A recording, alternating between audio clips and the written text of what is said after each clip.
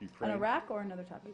Ukraine. Ukraine. Okay. Well, Go ahead. well, I just wanted to follow up on my question yesterday about these journalists who were detained Yes. from Life TV. Yes. And now apparently there's been a British reporter who's been detained by the Kiev authorities, or at least people who are acting on their, who are apparently acting on their behalf. Do you have anything to say about that? Have you been in contact with the authorities there? Well, we would condemn, of course, the unlawful detention of journalists in any capacity. I will say on the specific, I don't have any details on the new report of the British journalists, so I'll have to look into that, Matt, for you. But the question you asked yesterday, the Ukrainian Security Services, according to reports, detained a number of individuals who were in possession of fake journalist credentials issued by the non-existent Donetsk People's Republic. Reportedly, they were carrying man-portable anti-aircraft missiles in the trunks of their cars at the time of their detention. So I haven't looked in your trunk lately, but I think it's unlikely you have those in there. Certainly that raises some questions about these individuals and whether they were actually journalists. So you're saying that these guys who were detained from the Life TV had man pads in the trunk of their car, or and that you know that? These are according to reports and our conversations with Ukrainians on the ground.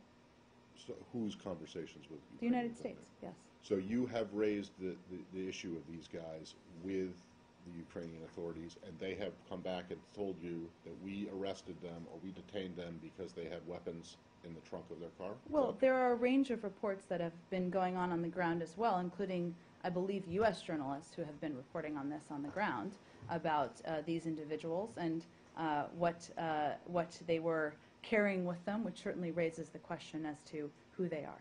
Well, okay, maybe. I mean, possibly, yes, I guess it does. But the question is whether or not you, the U.S. government, is relying on reports from outside, or whether the Ukrainian authorities have specifically told you that this is why they were detained, that they were carrying weapons, that they had man pads in the trunk of their car. This is from our team on the ground, who is certainly in touch with Ukrainian authorities. And they believe that these reports that they were carrying weapons and had, I'm not sure that they were carrying weapons, are credible?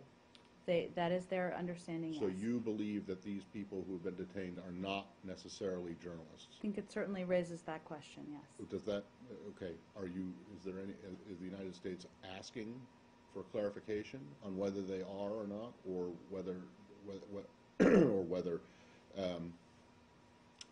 whether they are actually bona fide journalists, and if they are, you would call them for their immediate but release? our focus is more on continuing to press on the release of the international and Ukrainian journalists who have been detained by Russian separatists, and many for weeks, if not longer. Okay, and then just one more thing on this. You said that they were in possession of fake press journalist credentials from the so-called People's whatever, from where? What was it? The Donetsk People's Republic. Okay.